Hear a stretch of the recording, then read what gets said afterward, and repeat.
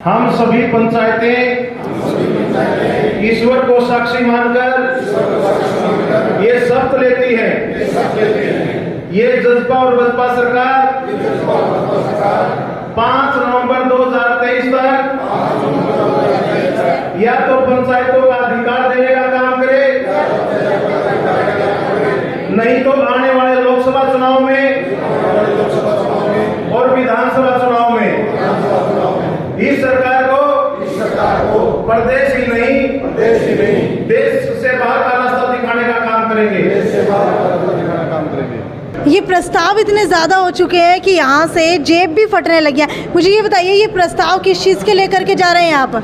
ये तो गांव में जो समेक चिट्टे हो रहे हैं ना, उनके प्रस्ताव सभी सरपंचों ने आज आप कह रहे हैं कि गांव के अंदर जितने भी आपको विकास कराने हैं उसके प्रस्ताव आपने यहाँ पर रखे हुए हैं, लेकिन प्रस्ताव इतने ज़्यादा भारी भरकम हो चुके हैं कि जेब भी फटने लगी है। आपको दिखा दो, ये देख लीजिए, जेब जो है यहाँ से फटने लगी है और प्रस्ताव नीचे गिरने को हो रहे हैं। लेकिन उससे पहले आपको बता दूँ कि गाँव के अंदर ये सारे सरपंच आप लोग देख सकते हैं, सभी हिसार ज़िले के सरपंच हैं जो आज यहाँ पर पहुँचे हैं। लेकिन एक भी सरपंच इनके अंदर से ऐसा नहीं है जो काम करा रहा हो अपने गाँव के अंदर। लेकिन ये क्यों नहीं काम करा रहे हैं, आज इसी का पता करने के लिए हम लोग यहाँ पर पहुँचे हैं। जो जिला बार एसोसिएशन है, पूरी की पूरी जो पंचायत एसोसिएशन है, उसके प्रधान इस वक्त हमारे साथ है। मुझे ये बताइए रणबीर जी कि आप लोग यहाँ तो पहुँच गए हैं, मीटिंग आए दिन आपकी होती रहती है, कभी ई टेंडरिंग का विरोध करते हुए दिखते हैं, कभी किसी चीज़ का विरोध करते हुए दिखते हैं, कभी अपने गाँव के अंदर नजर दौड़ा, ये एक भी काम आप लोग नहीं करवा रहे हैं। जो पंचायतों के पास अधिकार है उस अधिकार क्षेत्र के अंदर आने वाले सभी काम गांव के अंदर पंचायतें करवाने लग रही है। पंचायतों के अधिकार खत्म कर दिए सरकार ने, पावर नहीं छोड़ी पंचायतों के पास। आज एक पार्क पंचायत नहीं बनवा सकती अपने गांव के अंदर। ये उन अधिकारों के लिए लड़ाई लड़ रहे हैं ताकि अपने गांव का विकास कर सकें। आप गांव के विकास की बात लगातार कर रहे हैं। 5 तारीख को आप लोगों ने चुनौती दे दी है पंचायत मंत्री देवेंद्र बबली को, तो क्या आप लोग लगता है कि उनके गृह क्षेत्र के अंदर जाकर के आप इतनी लंबी लड़ाई लड़ पाएंगे? उनके गृह क्षेत्र में सिर्फ रैली नहीं करेंगे, उनके गृह क्षेत्र से ये आह्वान भी करेंगे कि देवेंद्र बबली जो पंचायत मंत्री हरियाणा है मौजूदा सरकार में, उसको कोई भी पार्टी आगामी विधानसभा चुनाव में टिकट दे, उसी विधानसभा में जाके उसी पार्टी का विरोध करने का काम हम करेंगे। इतनी बड़ी बड़ी बातें आप कर रहे हैं, पंचायती राज अधिकार बचाओ रैली करने जा रहे हैं। और आपको बता देते हैं कि आज यहाँ पर जिले के सभी सरपंचों को न्योता दिया गया था, लेकिन उसके अंदर से भी आधे सरपंच यहाँ पर पहुँचे। तो कैसे आप अपनी ये रैली आगे बढ़ा पाएंगे? कौन कहता दें, यहाँ पे 306 पंचायतें हिसार डिस्ट्रिक्ट के अंदर हैं, उनमें से तकरीबन 250 पंचायत यहाँ पे आए हैं। तो एक बात तो कहाँ कम है, कुछ आदमियों को मजबूरीवश गांव में पंचायत का काम होता है, कहीं थाने तहसील का सरपंच को काम होता है, कोई अपना घरेलू कोई दिक्कत हो जाती है। तो यहाँ पे बिल्कुल ज़्यादा से ज़्यादा संख्या में ग्राम पंचायतें हिसार डिस्ट्रिक्ट से पहुँची हैं और सभी पंचायतें बिल्कुल 300 बसें टोहाना रैली में हिसार डिस्ट्रिक्ट से लेके जाएंगी और वहाँ पर एक भारी भरकम आपको जनसैलाब देखने को मिलेगा, ताकि इस बेईमान सरकार को इस प्रदेश से बाहर का रास्ता दिखाने का काम किया जाए। हरियाणा सरकार का कहना है कि लगभग 5000 पंचायतों ने ई टेंडरिंग का समर्थन दिया है, तो कैसे आप लोग इतनी ज़्यादा संख्या जुटा पाएंगे? ये तो सभी को पता है, सभी पंचायतों को पता है। जितने भी ई टेंडरिंग है एक 1.5 साल से पेंडिंग पड़े हैं, कोई काम नहीं हो रहा।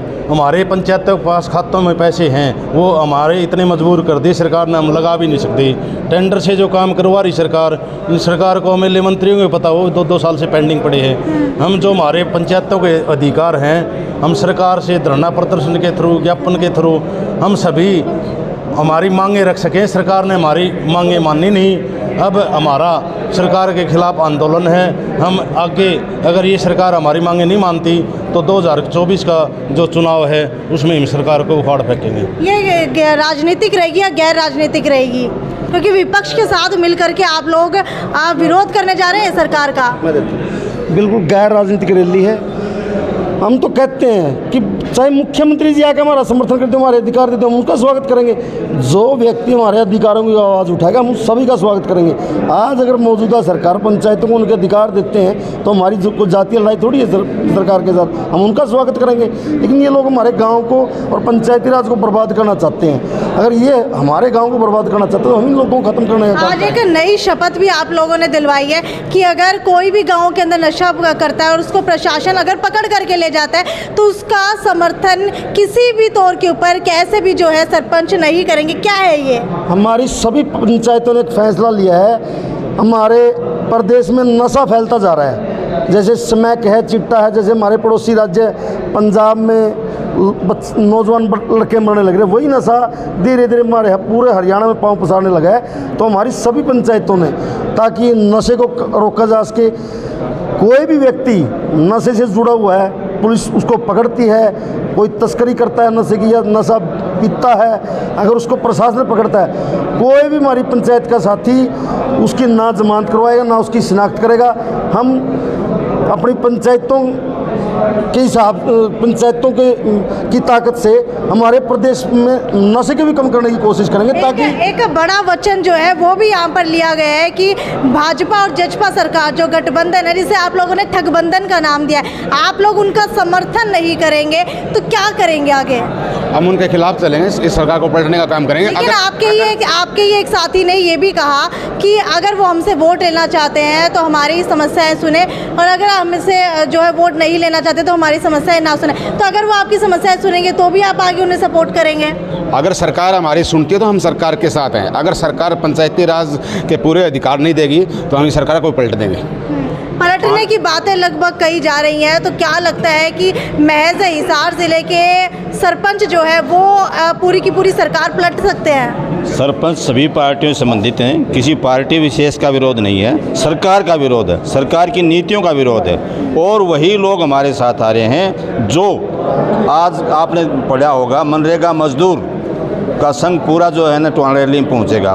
कल को यह भी हो सकता है कि बेरोज़गारों की आत्मा जाग जाए, बेरोज़गार युवा जो दुखी हैं, जो पढ़े लिखे लोगों की एक फौज तैयार हो रही है वो भी, और इसका व्यापक रूप आकर ले लें, क्योंकि सरकार की जो वर्तमान नीतियां हैं, चाहे आशा वर्कर आज हैं, चाहे बेरोज़गार युवा हैं, चाहे मनरेगा मजदूर हैं, चाहे किसान हैं, जो सरकार के जन विरोधी नीतियों के खिलाफ हैं, वही सारे लोग वहाँ हमारा समर्थन देने के लिए आते हैं। तो हम उनका स्वागत करेंगे। तो हम किसानों ने भी फतेहाबाद से चंडीगढ़ तक जो है पैदल कूच शुरू कर दिया, तो क्या लगता है कि किसान वर्ग का भी समर्थन आप लोगों को मिलेगा? बिल्कुल, किसान वर्ग का नहीं, बेरोजगारों का, मनरेगा मजदूरों का, आशा वर्करों का, और पता नहीं किस किस वर्ग से वहाँ समर्थन देने के लिए पहुँचेंगे। आप देखना भी तो 5 नवंबर बहुत दूर है, एक व्यापक जन आक्रोश का रूप ये रैली ले सकती है, क्योंकि सरकार की जन विरोधी नीतियों से लोग बड़े परेशान हैं, तंग हैं। सरकार के खिलाफ हैं, हम किसी पार्टी विशेष के खिलाफ नहीं हैं। सरकार की नीतियों, ये आंदोलन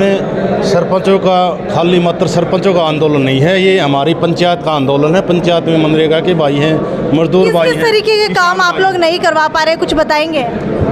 हमारे को सरकार ने 25 लाख तक की पावर दी थी, 1 साल में हम 25 लाख तक के काम करवा सकते हैं। बाकी काम ई टेंडर से होंगे। हमारे को विकास होना चाहिए गांव में, चाहे टेंडर से हो चाहे कैसे भी सरकार करवाए।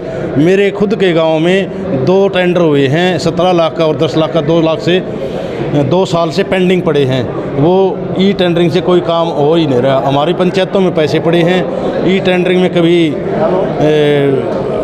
ठेकेदार माइनस में काम लेता है, वो काम नहीं करता, दोबारा फिर टेंडर करा वो माइनस में लेता है। इस तरह ई टेंडर में दिक्कत है।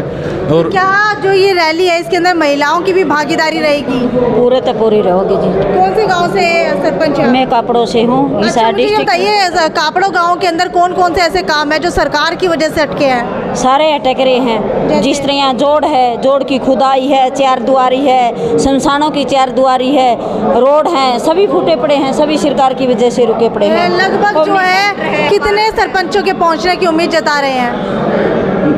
99% क्या 100% ही जाएंगे। सरपंचों के अलावा ब्लॉक समिति मेंबर, ब्लॉक समिति चेयरमैन, जिला परिषद के चेयरमैन, और जो आप कह रहे हो भी काम, मैं आदमपुर ब्लॉक एसोसिएशन का प्रधान हूँ। मेरे ब्लॉक में 15-20 काम ई टेंडरिंग पे लगे हैं, लेकिन वो ठेकेदार माइनस में ले लेते हैं, फिर वो काम ही नहीं करते। बार बार उन टेंडरों को लगाया जा रहा है लेकिन काम नहीं हो रहा। पंचायतों के पास पैसा पड़ा है, लगा नहीं रहे। जो काम हम कर देते हैं, जो काम के पैसे हर 10-15 दिन में चेक कट जाते थे, आज 6-6 महीने लग जाते हैं। जिला परिषद के काम 6 महीने पहले हुए थे, अभी 3 दिन पहले पेमेंट हुई है। तो ऐसे कौन तो सरपंचों को सामान देगा? कैसे सरपंच काम कर पाएंगे? अब मेरे गांव में खेत में एक इसका नाले का काम चल रहा है, 3 नंबर की टोटली 3 नंबर की ईंट लगा रखी है, उस ठेकेदार ने माइनस में ले लिया। अब उसका ज़मींदार उसको भुगते हैं अभी।